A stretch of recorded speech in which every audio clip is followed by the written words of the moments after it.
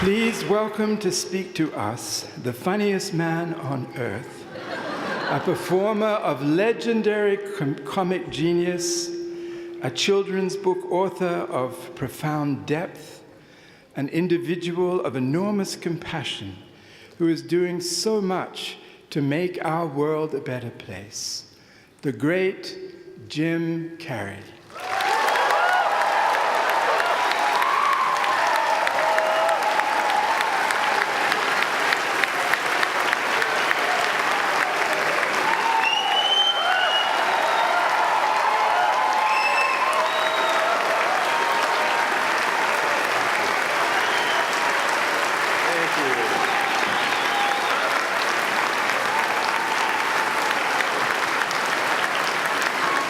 What are you sitting down for?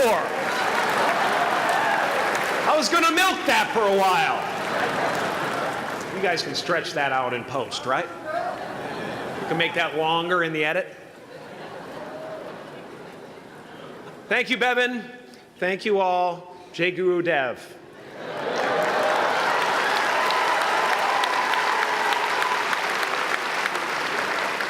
I brought one of my paintings to show you today. I hope you guys are going to be able to see it okay.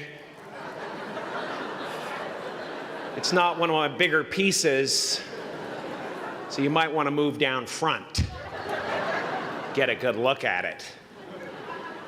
Faculty, parents, friends, dignified guests, graduating class of 2014.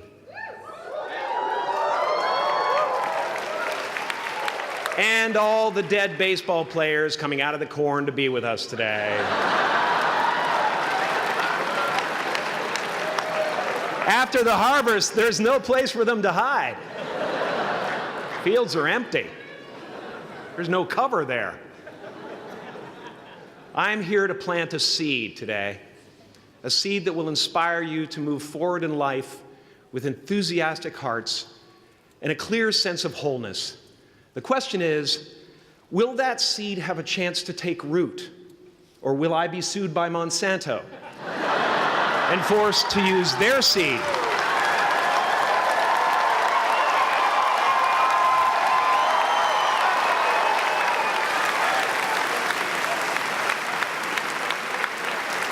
Which may not be totally Ayurvedic.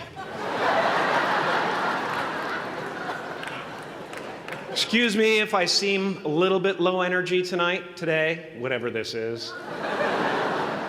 I slept with my head to the north last night. Oh man! Oh man! You know how that is, right, kids? Yeah. Woke up right in the middle of Pitta, couldn't get back to sleep till Vata rolled around. Crazy.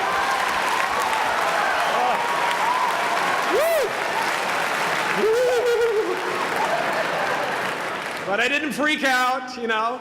I used that time to eat a large meal. Connect with someone special on Tinder. Because life doesn't happen to you, it happens for you. How do I know this? I don't, but I'm making sound, and that's the important thing. That's what I'm here to do. Sometimes I think that's the only thing that's important, really, you know? It's just letting each other know we're here. You know? Reminding each other that we're part of a larger self. I used to think Jim Carrey is all that I was.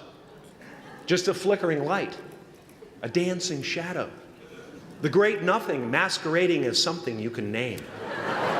Seeking shelter in caves and foxholes dug out hastily, an archer searching for his target in the mirror, wounded only by my own arrows, begging to be enslaved, pleading for my chains, blinded by longing and tripping over paradise.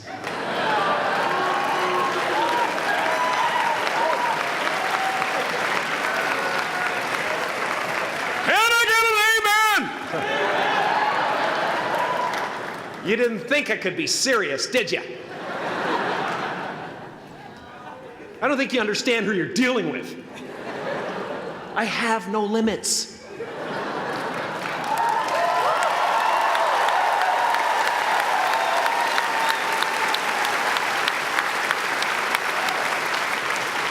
I cannot be contained because I'm the container. You can't contain the container, man. You can't contain the container. I used to believe that who I was ended at the edge of my skin, that I had been given this little vehicle called a body from which to experience creation. And though I couldn't have asked for a sportier model, it was, after all, a loaner and would have to be returned. Then I learned that everything outside the vehicle was part of me too. And now I drive a convertible.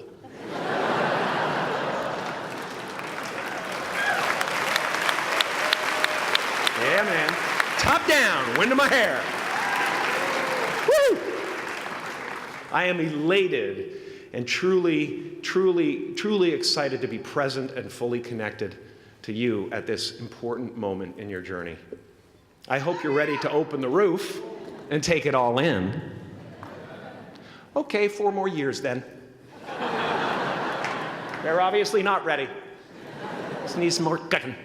Now, I want to thank the trustees, the administrators, the faculty of MUM for creating an institution worthy of Maharishi's ideals of education, a place that teaches knowledge and experience, the knowledge and experience necessary to be productive in life, as well as enabling the students through transcendental meditation and ancient Vedic knowledge to slack off twice a day for an hour and a half.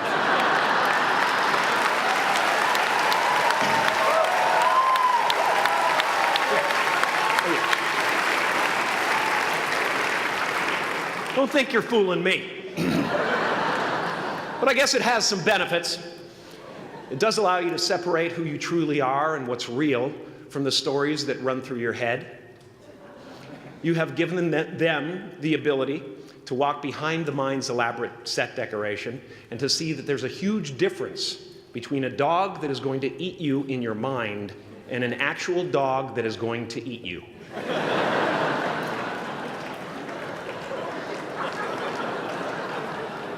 That may sound like no big deal, but many never learn that distinction.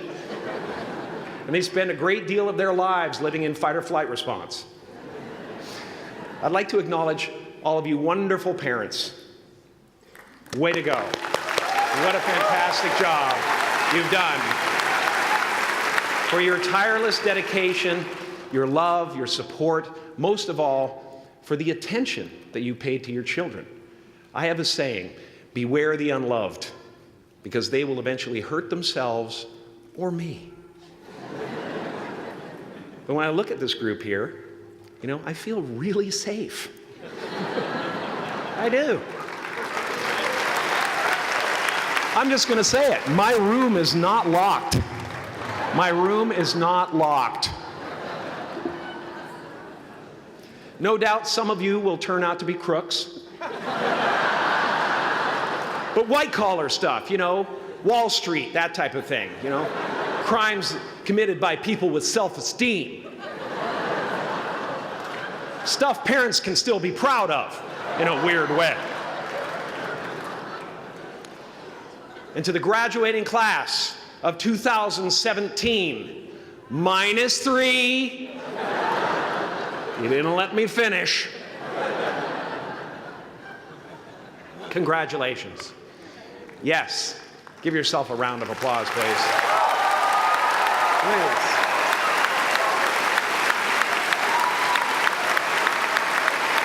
Yeah.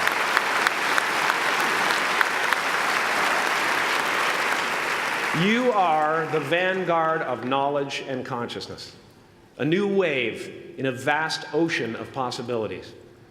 On the other side of that door, there's a world starving for new ideas, new leadership.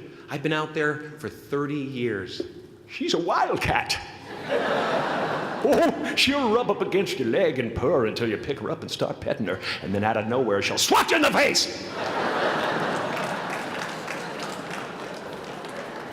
It can be rough out there, but that's okay, because there's soft serve ice cream with sprinkles. I guess that's what I'm really trying to say here today.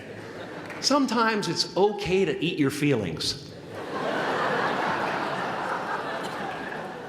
Now, fear is going to be a player in your life, but you get to decide how much.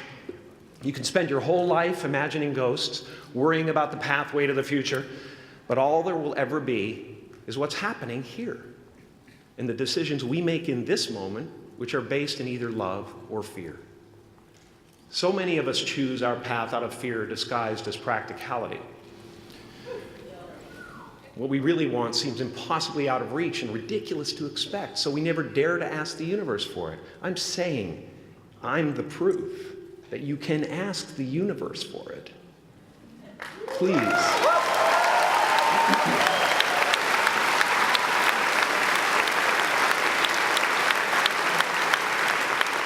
And if it doesn't happen for you right away, it's only because the universe is so busy fulfilling my order.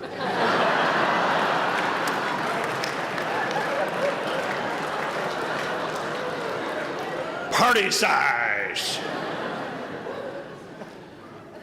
My father could have been a great comedian, but he didn't believe that that was possible for him. And so he made a conservative choice. Instead, he got a safe job as an accountant. And when I was 12 years old, he was let go from that safe job. And our family had to do whatever we could to survive. I learned many great lessons from my father, not the least of which was that you can fail at what you don't want. So you might as well take a chance on doing what you love.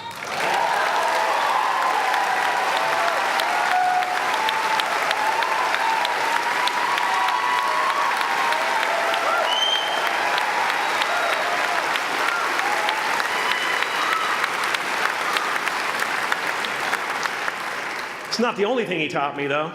You know, I watched the effect of my father's love and humor and how it altered the world around me. And I thought, that's something to do. That's something worth my time. It wasn't long before I started acting up. You know, people would come over to the house and they'd be greeted by a 7-year-old throwing himself down a large flight of stairs. They would say, "What happened?" And I would say, "I don't know. Let's check the replay." I'd go back to the top of the stairs and come back down in slow motion.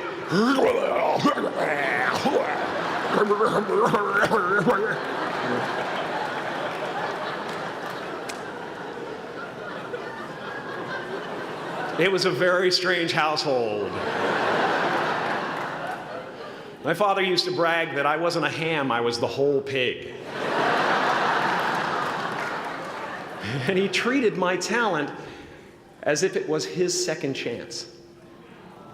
When I was about 28, after a decade as a professional comedian, I realized one night in LA that the purpose of my life had always been to free people from concern, just like my dad. And when I realized this, I dubbed my new devotion the Church of Freedom from Concern. The Church of FFC.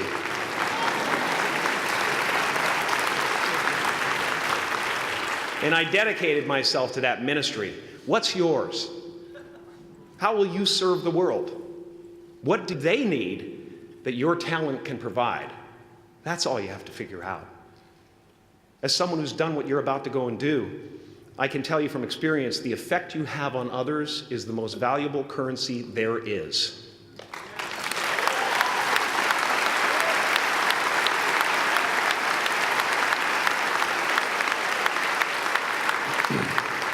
Because everything you gain in life will rot and fall apart, and all that will be left of you is what was in your heart. My choosing to free people, from concern got me to the top of a mountain. Look where I am. Look what I get to do. Everywhere I go. I'm going to get emotional because when I tap into this, it really is extraordinary to me. I did something that made people present their best selves to me wherever I go.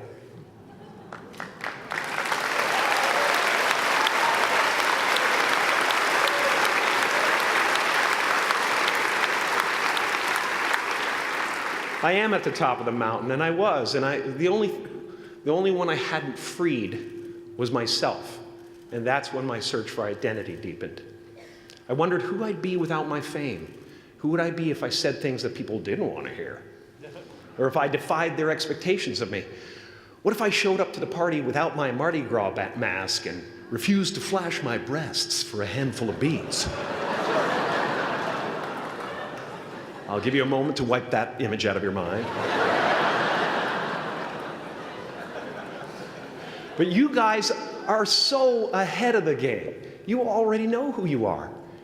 And that peace that we're after lies somewhere beyond personality, beyond the perception of others, beyond invention and disguise, even beyond effort itself.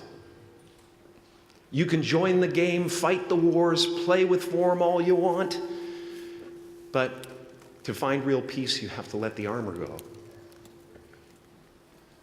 Your need for acceptance can make you invisible in this world. Don't let anything stand in the way of the light that shines through this form. Risk being seen in all of your glory.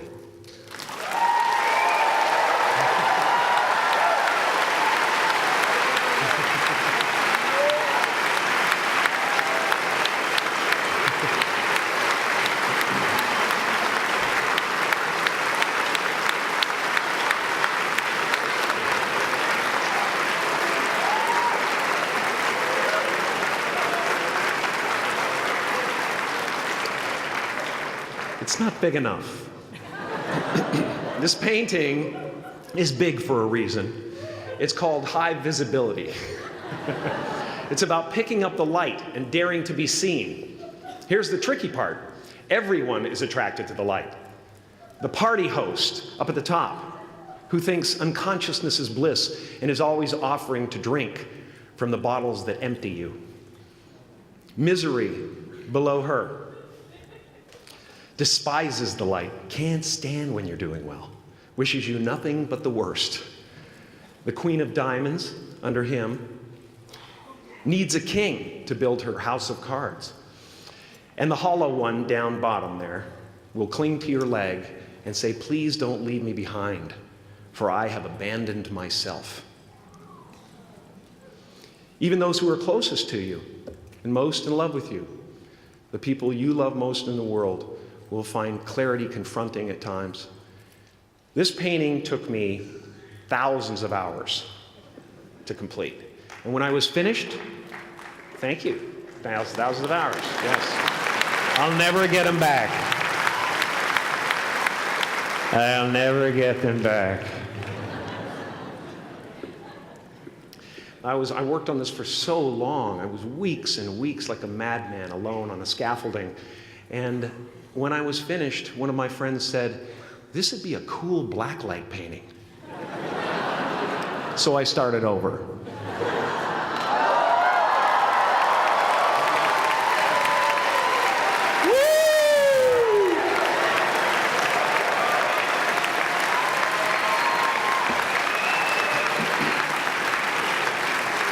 Welcome to Burning Man. Some pretty crazy characters up there, but better up there than in here. You know, painting is one of the ways, thank you. Painting is one of the ways I free myself from concern, a way to stop the world through total mental, spiritual, and physical involvement. But even with that comes a feeling of divine dissatisfaction, because ultimately, we're not the avatars we create. We're not the pictures on the film stock. We are the light that shines through. All else is just smoke and mirrors, distracting, but not truly compelling. I've often said that I wished people could realize all their dreams and wealth and fame, and so that they could see that it's not where you're going to find your sense of completion. Like many of you, I was concerned about going out into the world and doing something bigger than myself, until someone smarter than myself made me realize that there is nothing bigger than myself.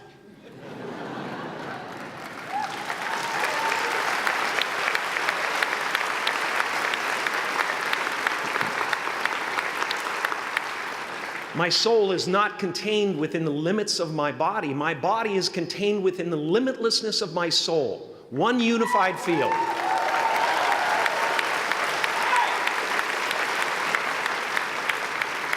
One unified field of nothing, dancing for no particular reason, except maybe to comfort and entertain itself.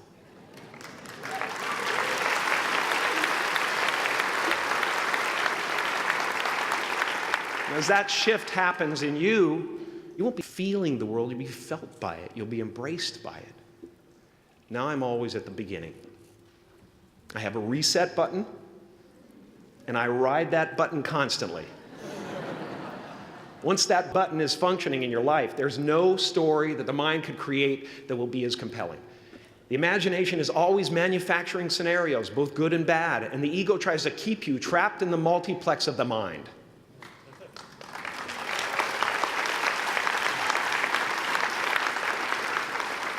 Our eyes are not viewers, they're also projectors that are running a second story over the picture that we see in front of us all the time. Fear is writing that script, and the working title is, I'll Never Be Enough.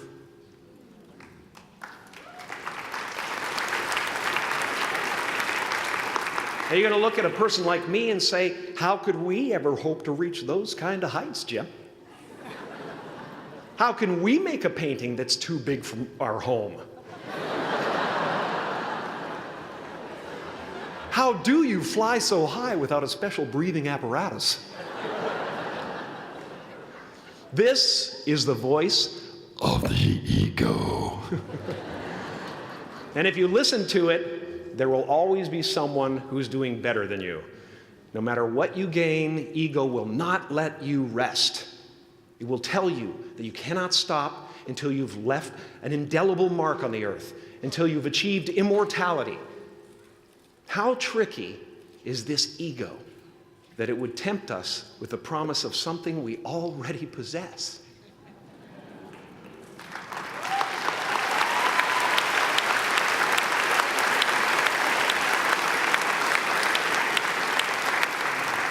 So, I just want you to relax.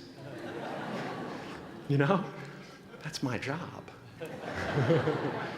Relax and dream up a good life. I had a substitute teacher from Ireland in the 2nd grade that told my class during morning prayer that when she wants something, anything at all, she prays for it and promises something in return, and she always gets what she wants. Well, I'm sitting at the back of the classroom, you know, thinking, wow, my family can't afford a bike, you know.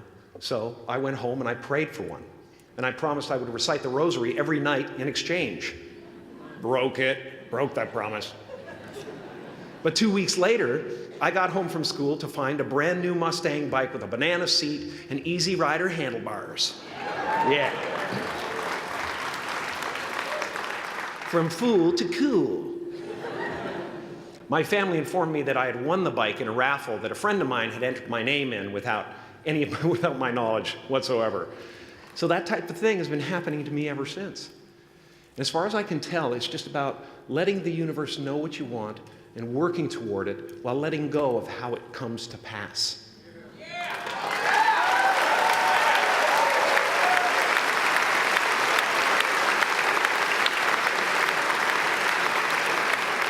Your job is not to figure out how it's going to happen for you, but to open the door in your head. And when the door opens in real life, just walk through it.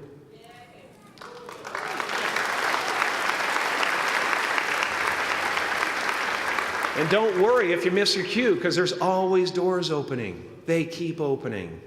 And when I say life doesn't happen to you, it happens for you, I really don't know if that's true.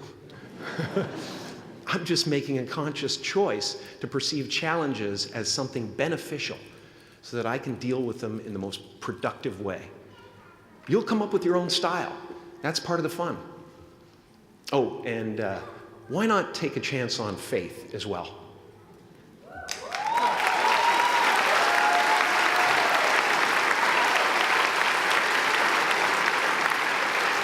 Take a chance on faith. Not religion, but faith. Not hope, but faith. I don't believe in hope. Hope is a beggar. Hope walks through the fire, and faith leaps over it.